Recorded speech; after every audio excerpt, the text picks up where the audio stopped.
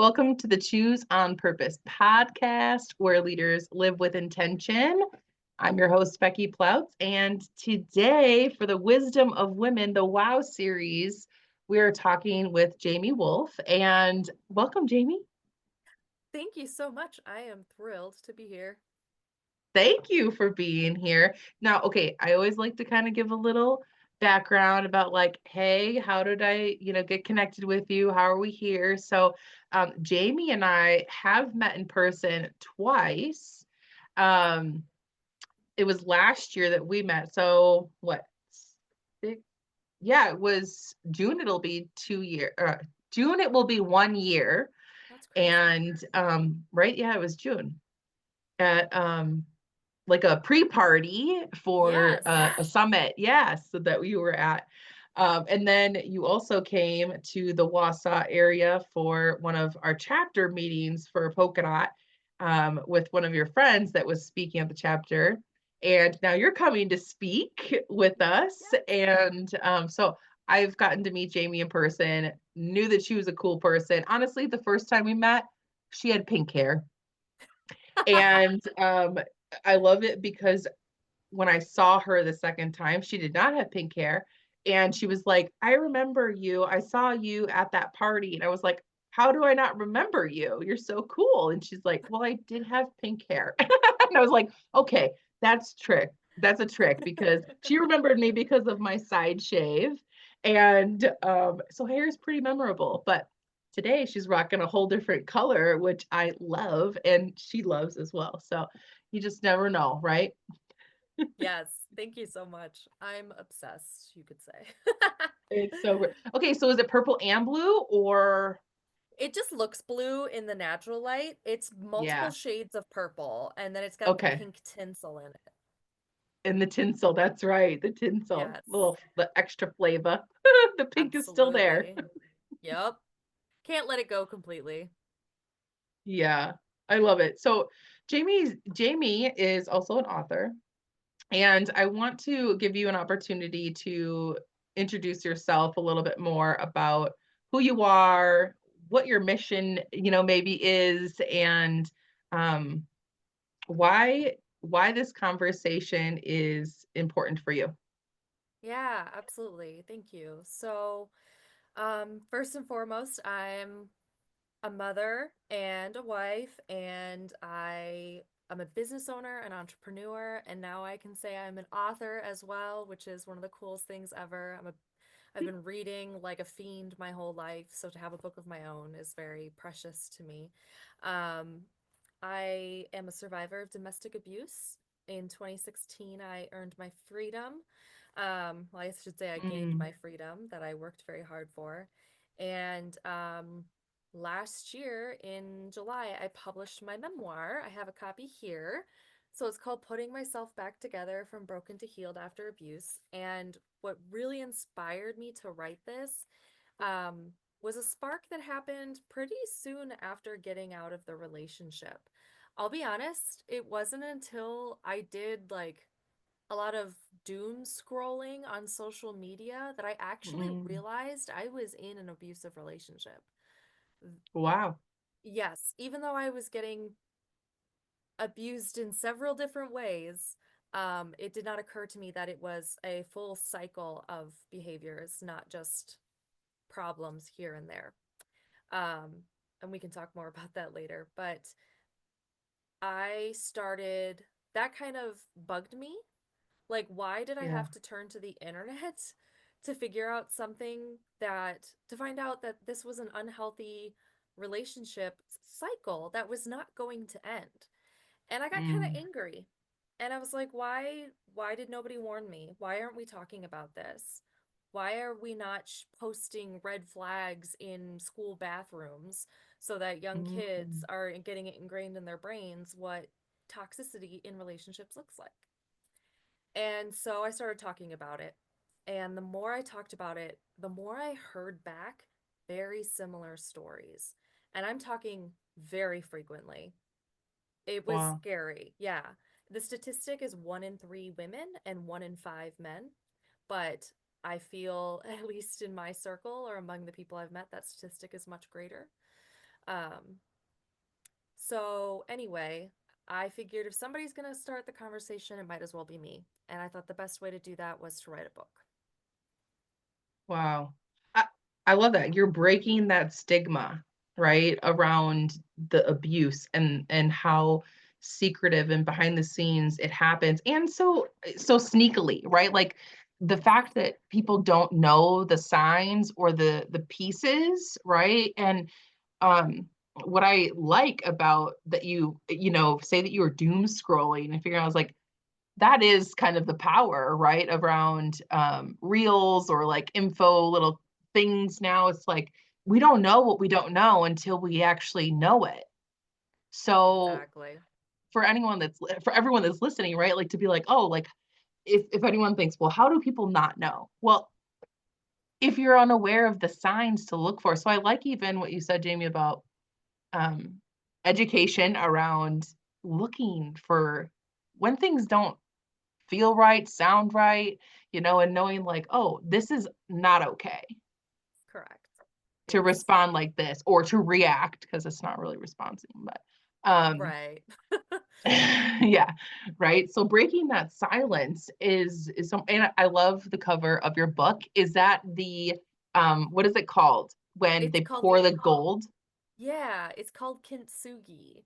Mm, It's, I believe, a Japanese art form, and it really stuck with me the first time I learned the meaning behind it. And I'm sure you're yeah. familiar with this since you recognized it right away, but the idea is that things can be broken and Can you hold it up again A, too? yeah, A, not only can they be put back together, but B, they're just as beautiful, if not more beautiful, afterwards. And it probably So makes it stronger when it's gold, I right? agree. Yes. It's interesting that you say that because I learned something interesting in a science class that when you break a bone, wherever it heals, that spot is now stronger than the rest of the bone. Hmm. So, another analogy there for you that it's sometimes stronger after it has to be put back together. That, we can fall apart, but that doesn't mean that we're weaker now or we're weak at all, you know? We can build back together and thrive. So that's Mm. really, really the message I wanted to get across with that cover. So thank you for pointing that out. Yeah. I instantly like understood that the connection point because I've heard of that and I've saw it and I've always been intrigued. Mm-hmm. I'm a gold girl. I love gold. I So love that.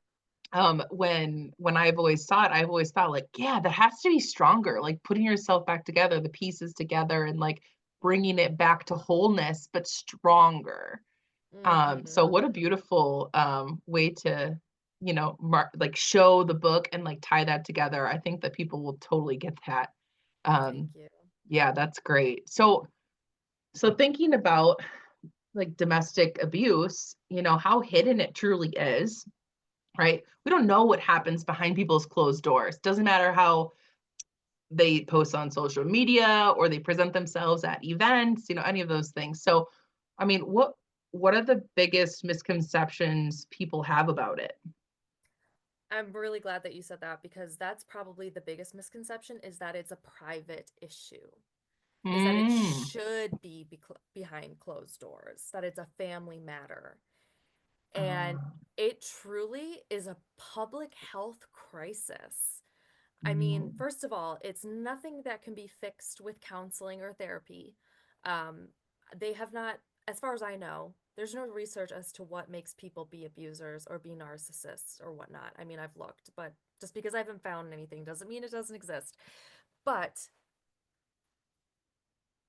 their patterns of behavior have been studied. And mm, yeah, and it's not just a um drunk or drug induced episode, it is an yeah, intentional thing. And it costs literally billions of dollars in this country alone in um, lost time at work from the people who suffer from it. They miss work, that's lost productivity, medical expenses, police and legal costs, court fees and costs. yeah. It's it's astounding the impact it makes, and yet nobody seems to notice. So that's a huge one. And then the other big one I want to highlight is the fact that people always ask, why didn't you just leave? You know? Mm, I was asked that multiple times, not by the right people though. Like, usually, eh, anyway. Um, it's you don't realize the emotional, physical, and financial barriers that are in place.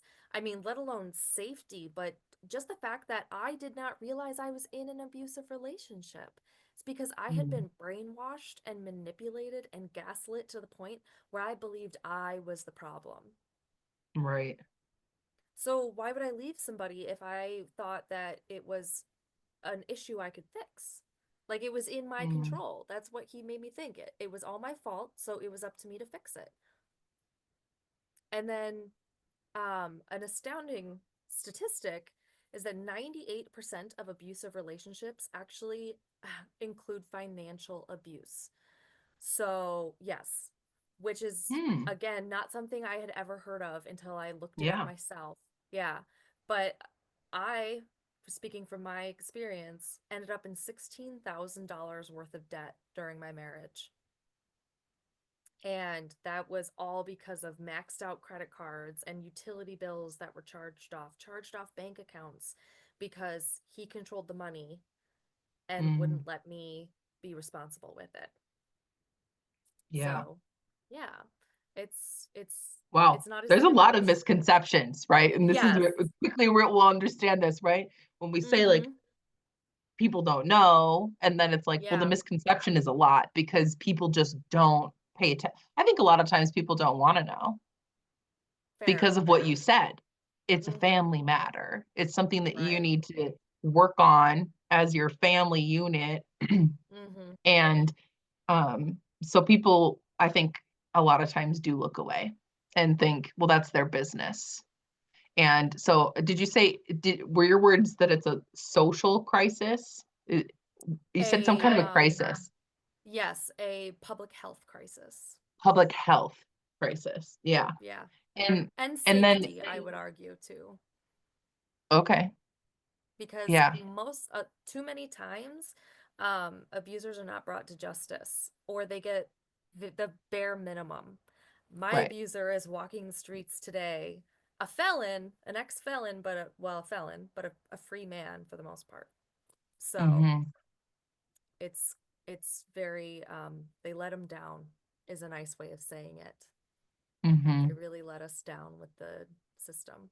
So Yeah, yeah. absolutely. And something else I caught that you said was, and you didn't go into it, which is fine if you don't, but just the fact that you mentioned, you know, talking to the right people.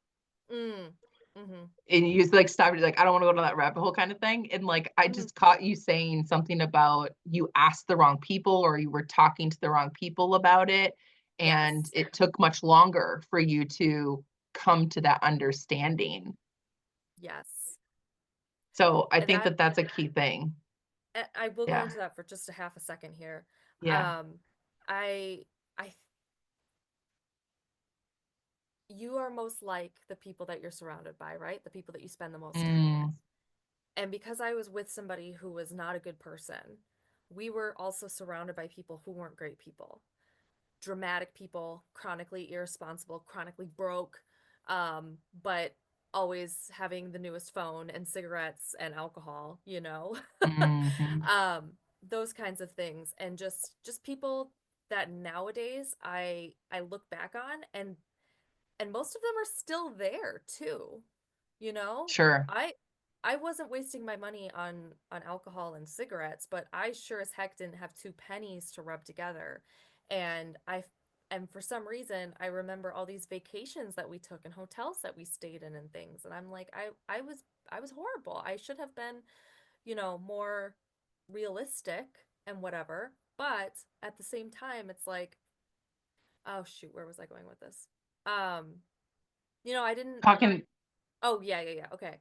So I was very much influenced by what I saw around me. And Right. so even when I got out of it, I was still surrounded by these dramatic people, and that were irresponsible and not interested in growing or improving their lives or anything. And I was like, I need to find better people. I need to find my village. And I had a couple good ones, and they're still around today. They Mm, housed me and my daughter when we had nowhere to go because my name wasn't even on the lease when we broke up. yeah. Wow. Yeah, so So it's would you say really that if there was a moment for you to mm, know, like it's time to take control, Jamie, mm, of your hmm life, what would that moment be? It was I remember it was right before Easter in whatever year, and I realized it occurred to me that my partner, um, very loose term there, did not AKA your care, abuser. my abuser, did not care about me or my daughter. It's a very long story, so I won't tell it, but we were on the phone and I realized he was lying to me. He was fabricating this whole thing to try and get time away from me and the child we had together so he could go Mm, be with his first daughter and other people. hmm And it hit me in that moment that I had two choices. I could stay and try and work on things and then be the fool 10 years down the road who's going through the same thing. Or I could do something about it. And the only thing I felt I could do about it was leave. And I literally packed up my car that day. I lived in the Madison, Wisconsin area. I packed up that day and headed for New Jersey to go back home Mm, to where my parents lived. And I left my keys and my garage door opener and everything so he knew that I was gone. And yeah, that was when I realized I needed to do something. wow. Okay, so how did you find that strength to leave and begin to rebuild, right, on your own terms and Right. like make it so defined, right? So many times I have heard about people leaving and going back, leaving and going back. Did you Mhm. leave and not go back? So that was that time I left and I did go back because we were going to have a fresh start. Okay, That's what we told ourselves. We were sure. moving. We want to So, believe in people. Like I am someone that does believe like deep down everybody is good inside at some sure. level. And Sure. so like I get that. Mhm. Wanting to believe that people can find their goodness and Mhm. choose to make the Right. changes in their life to some degree. So like I understand that. Yes. And I was hopeful that leaving for 5 months would have awoken something in him like, oh crap, half my family is gone? Yeah. So I did go back once, but I left once, went back once. That was it. Yeah. After that, when it's crazy because it wasn't even the abuse that was my tipping point. Again, because Mm, I didn't realize that it was such a problem, which sure. is sad to say. It was the sneaking around, it was the lying, it was the Mm, cheating on me. It was all of those things that I was like, I remember my mom saying to me, she didn't know the whole story. Nobody knew the whole mhm, story. But she told me, you have to decide if you can love him the way he is because people do not change. Which is in the moment, I got what she was saying, and people can mhm, change, but it's a very effortful thing, a very intentional thing. People don't just change because you want them to. They have to And want to change, yes, exactly. And after and him narcissists do saying not want to change. no, they may say they want to because they will say whatever they think you need to hear to get past whatever you're accusing them of in the moment. Mhm, So what eventually gave me the strength to leave for good was, first of all, the fact that he finally got arrested. I called the police probably 7 times during our relationship, and every single time that they showed up And I told them that he hit me, he pushed me, he punched me, whatever it was. They left. They left the two of us in the house with children because there was no mark on me. He hadn't left a mark, so they could do nothing. So when he finally got arrested, it really God. empowered me. Yeah. Um, and Yeah, then to break that silence. Like it empowered you to just say, okay, enough is enough. I'm breaking the exactly. silence of this. Even if no one's listening, what you had control over Mm-hmm. was to walk out and to leave and to take your daughter. Yes, exactly. And then the other thing I think that really gave me this, well, not I think, but was leaning on the few friends that I did have. I was new to the area. I had just moved there to have our fresh start, so I didn't have very many friends. But I had friends who were far away, and I had a couple local ones. And I mean, when I say I leaned on them, it was like, have you ever heard of the, it's not 50-50, like sometimes you're 80 and they're 20? It Yeah. was like they were 99% because I could only be 1% at the time. Mm, That's all I could bring to the table was what was left over from getting through the day. And it didn't help that the last thing he did before he got arrested was give me a major concussion. wow. Yeah, so I was recovering from that. I was going to a neurologist regularly. I was in speech therapy, I was in occupational therapy, and at work, I had to take a break every hour for 10 minutes to go sit in a dark room with my eyes closed to give my brain a break so it could recover. And again, I just let myself feel the emotions of going through this, and I let myself get a little angry.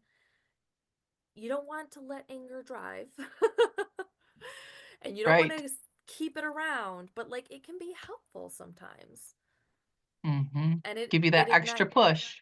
exactly, and it really ignited my fire to turn things around. Not just survive anymore, but make my life better for not just me, but especially for my daughter. Yeah. I love that. So when you had the concussion, Mhm. is that when the police like believed you and like did something and then that was the arrest? The no. So it what happened was we were Because then there arguing. was clearly a mark. There was clearly evidence that something happened, Yes. right? A Yes. concussion and needing all of that medical care. Now there's Exactly. record. Yes. 100%. That didn't hurt. But he was actually arrested before I even knew I had a concussion because Okay. it was I was pretty hysterical when I called 911 that time. He was trying to actually get through a door. He was trying to break down a door to get to me and my daughter.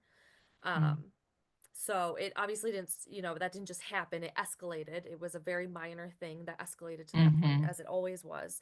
And Right. so they hunt actually followed him. They found him in his car, pulled him over, and arrested him. Um, Okay. yeah, and then that night, after I got Mm, all settled down, I went to go to bed and almost threw up. I don't know if you ever had a concussion, but you can't really lay down no. with one. And I found that out the hard way. And one of my new friends that I hardly knew, I called, and she drove me and my daughter to the emergency room. So, Wow, I love that you highlight, the 99% of the time that the people you mm, needed to lean on, like to me, that's truly like community and, mm-hmm. holding the space when you just can't.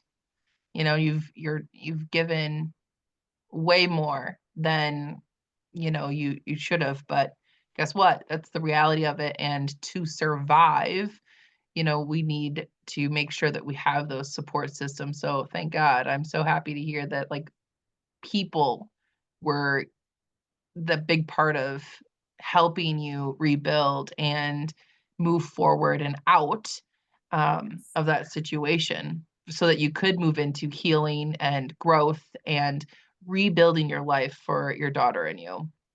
Yes. Thank you. So, And yeah, did you have anything else you wanted to say about that? I was just gonna say those friends are still in my life, and I mean, I still Oh, randomly, reach out to them like, hey, this just popped in my head today, and I just want you to know how much I love you. and Mm, that I would not be here today without you. I don't know where I'd be, you right. know? Yeah, And we don't know the impact we make on people. So, right, even your right, book, like the things that we're sharing, like we never fully know the impact we're making on people. So be good people, right? right. Like give someone that loving message that you think of, send them just the, hey, just thought of you. We just don't know Yeah. how much that can mean to people too, with, just good humans. Yes. I'm a strong believer in doing things like that. Yeah, I practice being better more and more of doing Good. that because I know I always appreciate it when it happens to me. So Mhm. I'm like, how can I do that more too? The world can definitely use more of that. Absolutely.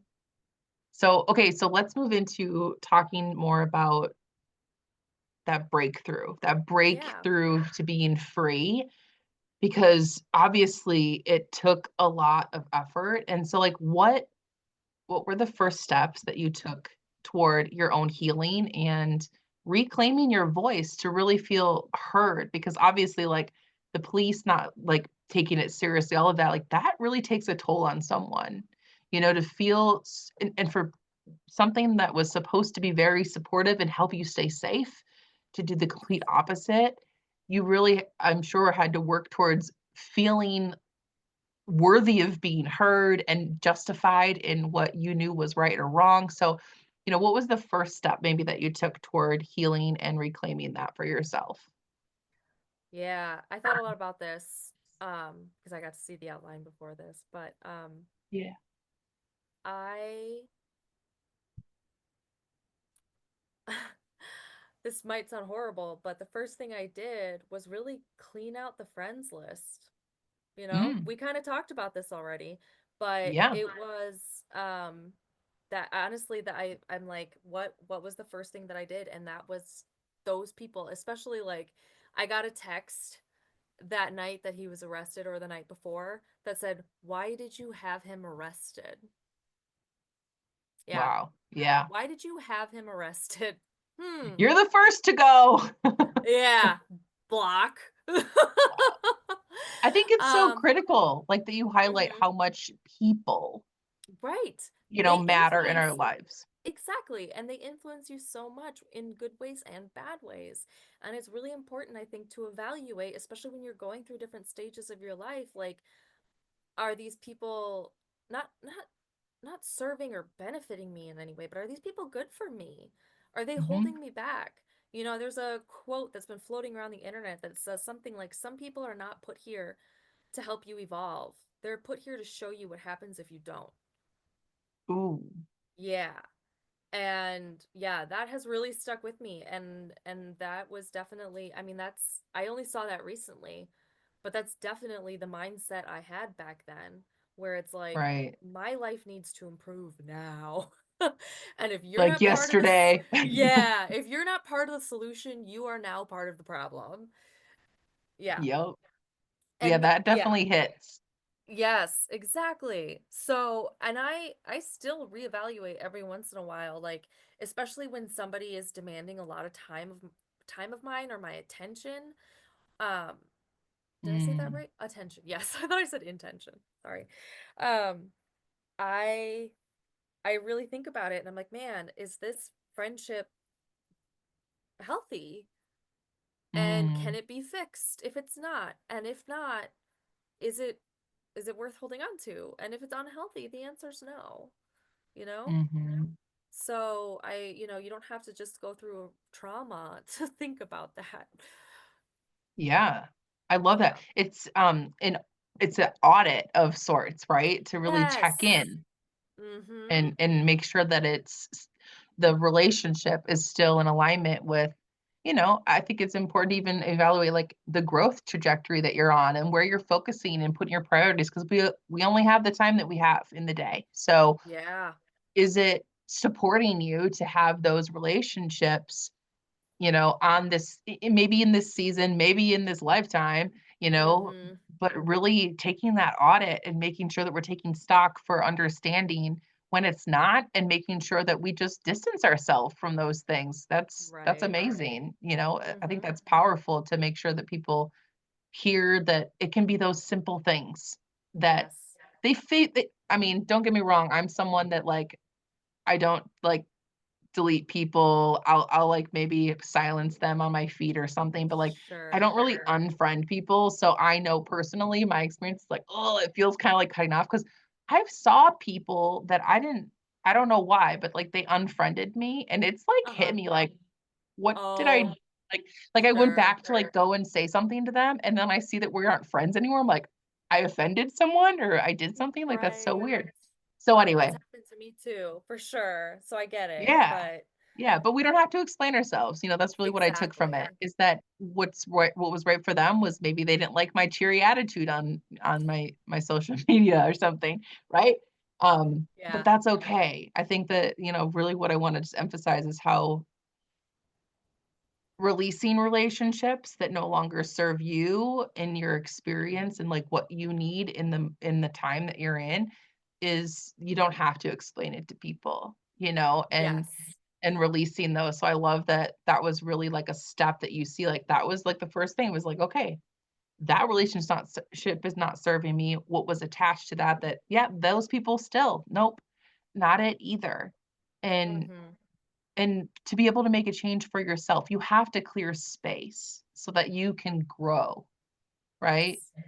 So I love that. Yes. So for anyone 100%. that's listening and you may feel stuck or afraid, what advice, Jamie, would you give to them to begin their own healing process? Mm.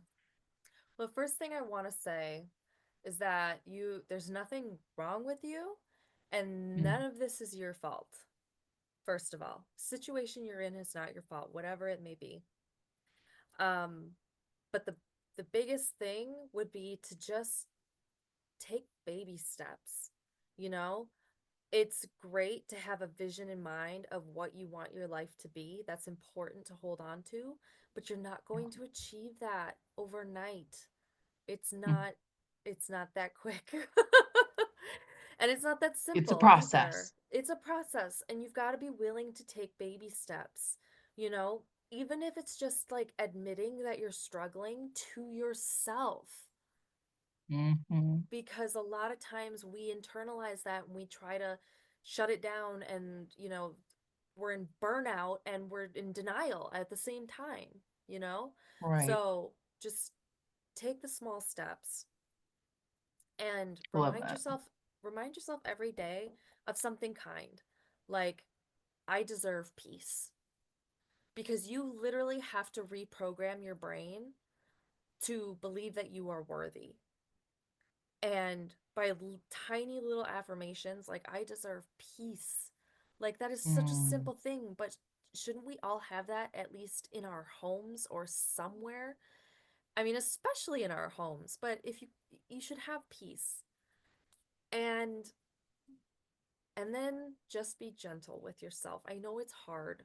I know our internal voices are very mean, but the way I rewired my brain was I heard somebody say, you know, if you saw somebody walking down the street and you thought to yourself, oh my gosh, she is so much prettier than me, I will never be that pretty. Would you then mm, turn around to your best friend and say that? You'll never be that pretty. No, you don't say those things to other people, you know? right. So we only say it to ourselves, and I know that's maybe oversimplifying it, but you literally just have to practice the good thoughts. Mhm. Yeah. I love it. It's a process, it's a practice, absolutely. It's a rewiring of Mm-hmm. our neural pathways, right? Like, we're actually programmed to think negative. It's practice, exactly what you said, to get into that mindset because I still have negative thoughts, but I have practiced so much that it's super fast. I'll catch it and I'll move it, So it's a process, it's a practice, absolutely. Yes, I I agree with agree. that. Thank So you. thinking about overcoming setbacks, right? Like even mindset setbacks of negative thoughts that come in, right? But choosing to rise and being resilient. I know that you believe that resilience isn't about avoiding hardships, but Mm-hmm. choosing to rise. So what does that look like in action?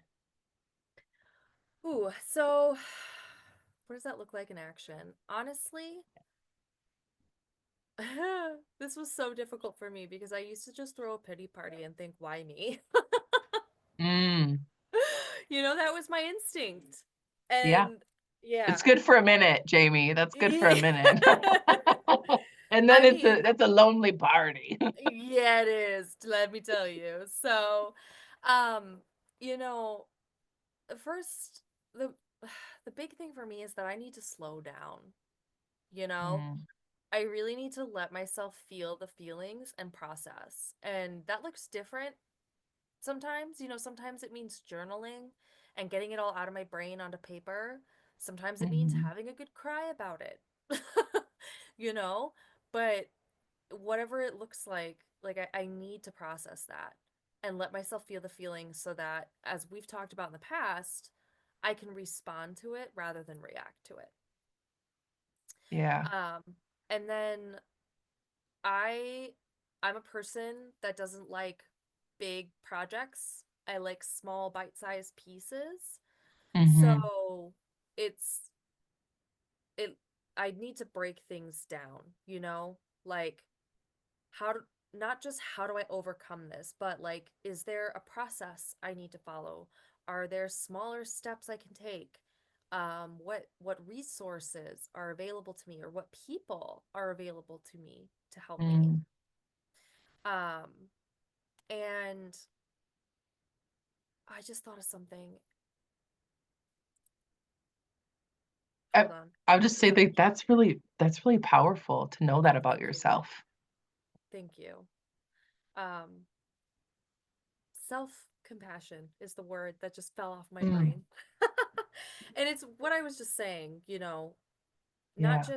just our internal monologue, but like setting yourself up to for things to be better. Thinking about your future self, which Mhm. I will literally say, like, future me is going to thank me for this. Yes, I love And that. then yeah, and then I have been like, "Oh my gosh, thank you, past Jamie. I appreciate that." Like, I took care of myself by setting things up, or by taking care of something, or whatever it is. I force myself to think about not just what outcome I want to happen, but like, really, how do I want this to go for me? Like, do I want Mm, we want it to be as painless as possible. And what can I do for myself? Because you think about other people going through crisis, and obviously you want to help in any way you can, but really all you can do is say, like, how can I make things easier for you? What can I take off your plate? Like, we cook meals for people, we do chores for people, we just make it a little right. bit easier. And that's what you have to do for yourself too. At least that's what I do, Mm, or try to do. yeah, I love that. hmm I'll even share when you said journaling and doing like a good cry. I've been hmm journaling a lot more, which Yeah. has been very healing. Just hmm learning self-discovery, all of these things, navigating all the emotions. Like I will tell you right away, like I didn't start paying attention to emotions or learning more about the vast range of emotions. Like I'm obviously someone that I'm a millennial and I didn't learn about emotions, man. I knew good and bad and sad and happy. Um, so actually 2 nights ago, I literally went out for my 45-minute walk and ugly cried walking around for 45 minutes just to like release the day, release all of the emotions that I had bottled up. And oh my gosh, it was so cleansing and healing, and a lot of thoughts that came while I was doing that, walking on the street about what other people were thinking driving past, but it was like that was a whole nother work through, right? So I love that you bring up those two things because I personally am like, yes, those can help anybody. Yes, they really can. Yeah.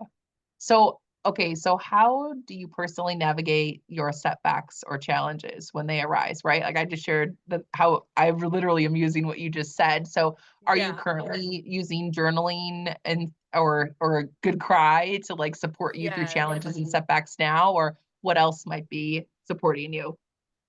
Oh yeah, 100%. Um, I hate to admit this, but I have not done as much journaling as I wanted to Okay. since the beginning of the year, but I mean, it's still my go-to is to write things down. So even if I'm not Yeah. pulling out my journal and filling the pages of that, maybe I'm at work, I'll write an email to myself and just Mm. vent as if I'm texting my husband or something. Oh, I love that. Yeah, it's really informal, but it's just a conversational what I would be saying if somebody was in the room to listen to me. Mm. So, I've done that. Sometimes I save them, That's good. sometimes I don't. It's really easy, just hit that delete button and never see it again. Yeah. But you Which can get be it really out, good. you express Yes. it, you know? Yes. Mhm. Oh, that feels really healthy. Yes. Thank you. That's an adaptation of writing a letter to somebody and burning it. Have you ever heard Right. of that one? Yeah. Yeah. Yep. So that's sort of, get it all out and then delete it. But I'm also, I've really I know they tell us that physical activity makes you feel good. But I I'm not a regular active person, but walking or jogging even for me, I will, Face when you said jogging. yeah. Doesn't seem So like it would be supportive. it's not my favorite activity, but You're so sometimes when I'm really worked up, like you can tell when it's like, ooh, leave mom alone, because I'm like, I'm going for a jog. yeah. She gotta go you know? jog it out. Yes. I need to just pump my arms and, I'm not a fast runner. I'm not an endurance runner. I am a jogger. I love Yeah. it. I'm a walker. Yeah, there you go. So, definitely physically moving my body and trying to get those endorphins to release is very helpful. And now that the weather's gonna be nicer, I'm really excited to use that more as a proactive thing, Yeah. be more physically active so that I can handle those things better. Um, and then I mean, I keep going back to this, but I always I'm a very social person, and being around people, it energizes me, it fills up my cup, and it doesn't mean that I'm like, "Hey, can I vent? Like, let's get together." It's like, "No, I want to be around people."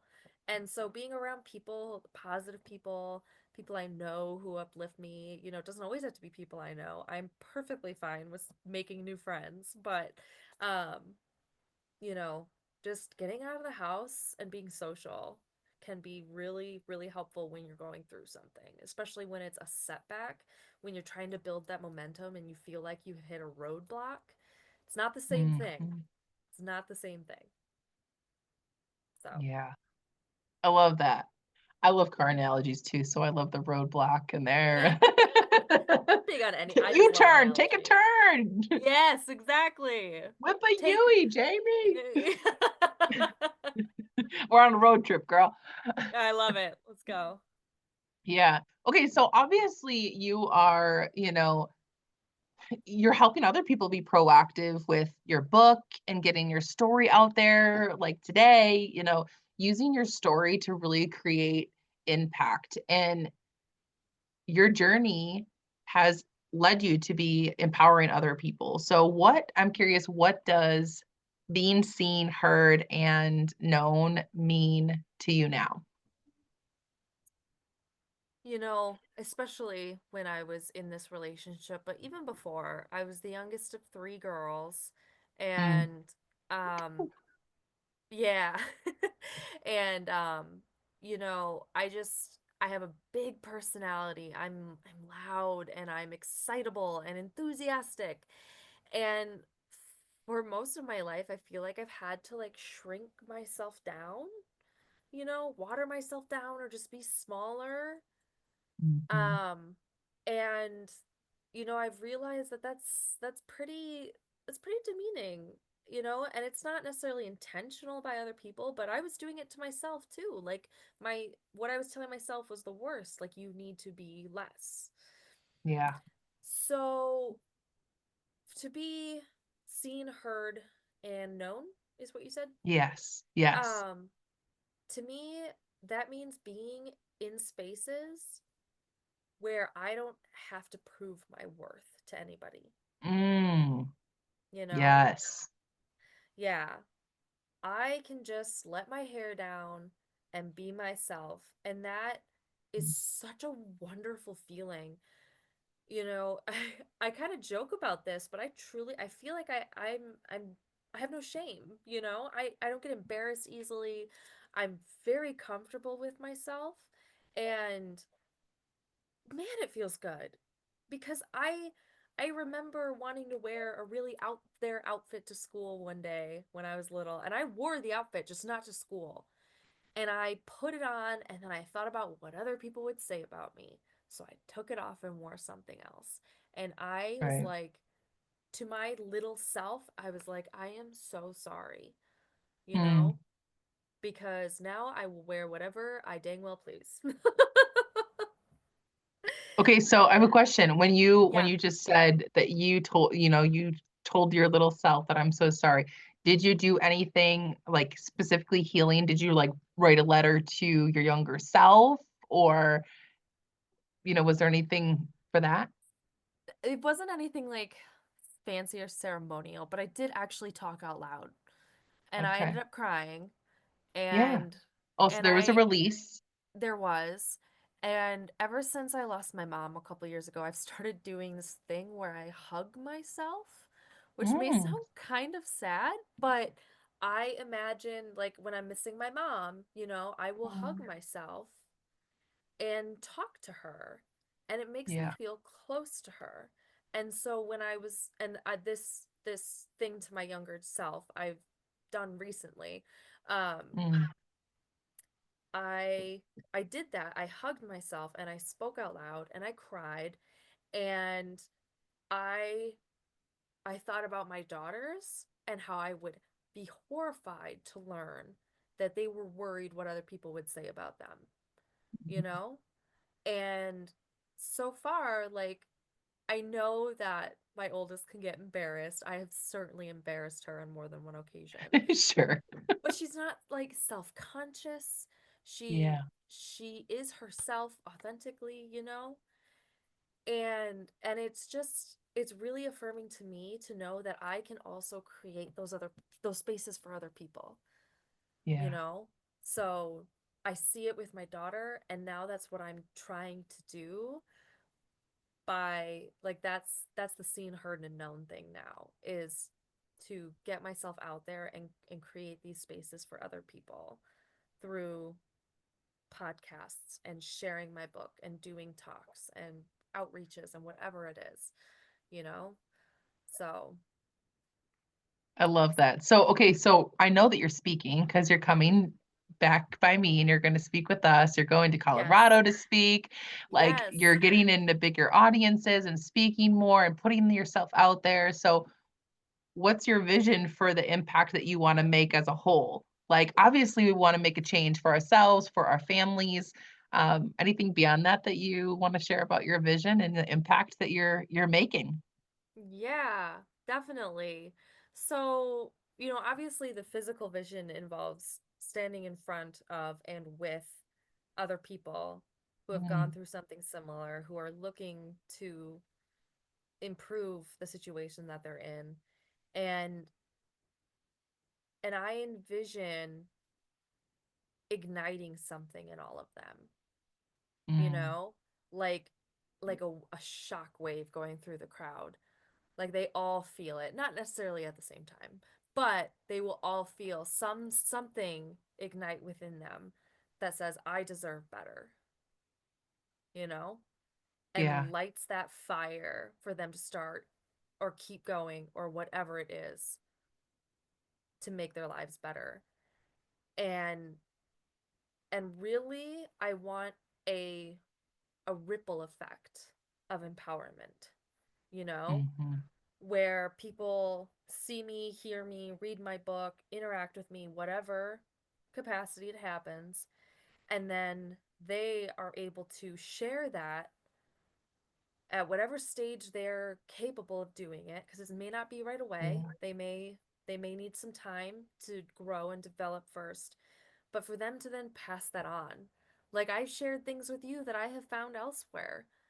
Like I want them to say, I heard this person, or I read this book, I met this woman, and I did it, and you can do it too, or I'm doing it, that kind of thing.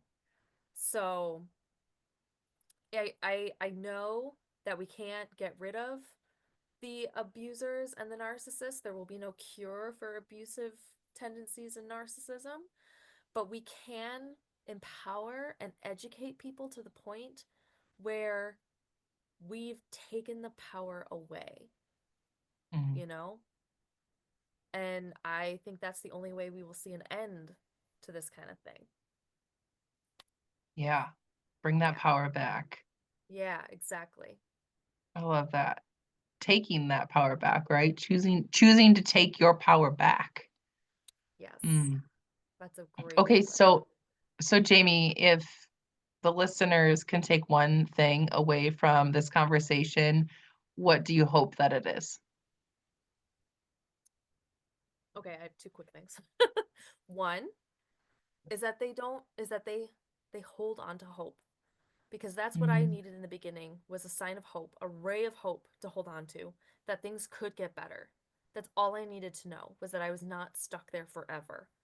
mm, And then the other thing you need is faith. And I don't necessarily mean a religious faith, yeah, because I realized actually last summer, it literally was an aha moment. I was staring into a bonfire, because that can be very therapeutic. And yeah. it hit me like a ton of bricks. I was like, "Oh my gosh, after hope, I found faith, and it was in myself." Mm, Yeah, I finally believed in myself. Like, I believed I yeah, deserved better, but I also believed I was capable 100%. And so I had faith in myself through the rest of the process. And I still do. I still believe I can improve my life, and I still believe I can live it beautifully and help people, you know? So, yeah. those I would be my love two that. takeaways. Yes. Yeah. And I like that you highlight that it's not religious faith. It's faith in yourself, the belief that you are worth the decision that you're making for yourself. Yes, absolutely. I And love that. 100% capable of it, no matter how you feel in the moment. I am capable is one of my affirmations that I say every single day. I love That that. That's I can release the fantastic. things that I can't control and um, focus on the things that I can. That's fantastic. Yeah. Okay, so how can the audience connect with you and support your mission, get your book, all the good things? Tell us. Okay, so my book is available on Amazon. It's Okay. called Putting Myself Back Together: From Broken to Healed After Abuse. If you are local to me in the Chippewa Valley of Wisconsin, it is available in the Eau Claire Public Library System. Nice. Yes, there are two copies in that whole, because it's like a whole community system. Yeah. If you would like to connect with Love it. me, you can find me on Facebook. I am, I have two. You could do my nonprofit or my author page, but I'll just do the author page because it's shorter. It's Jamie Lockwood Author. So Lockwood spelled how it sounds. And then my email is director@beunbreakable.org. Awesome. I'll also have those in the show notes for the listeners to grab it if they didn't catch it. If you're driving and you're listening, don't worry. You can grab it from the show notes to get connected with Jamie and grab one of her books. Send her a love note and let her know how much her story has impacted you today. And I want to encourage you to reflect, right? Jamie walked us through a lot of her journey very quickly, of course. So think about for yourself, where in your life do you need to reclaim your power, right? Maybe it's not about abuse, but there's still truth to everything Jamie shared that is for us to all know to that we can choose to reclaim our power. Like, we have that ability. Anything that's making us feel small, like that example, I love the example of going against what you knew you wanted to dress like, and you went against yourself, and you know, forgiving yourself for that moment, that time that that happened, and reclaiming your power to know, like, you can choose something different today. I love that. So I hope that our listeners will think about that. Where in your life do you need to reclaim your power? And Jamie, I want to thank you, thank you, thank you so much for sharing your wisdom with us today on the Choose on Purpose podcast. I want to encourage everyone to share this out as well as go and connect with Jamie. Jamie, I love you. I appreciate your time so much and your willingness to share. Ah, I love you too, Becky. Thank you so much for this opportunity. This is wonderful. I really appreciate it. Awesome. And love yourself, live fearlessly, do all things with purpose. Until next week, we'll see you later.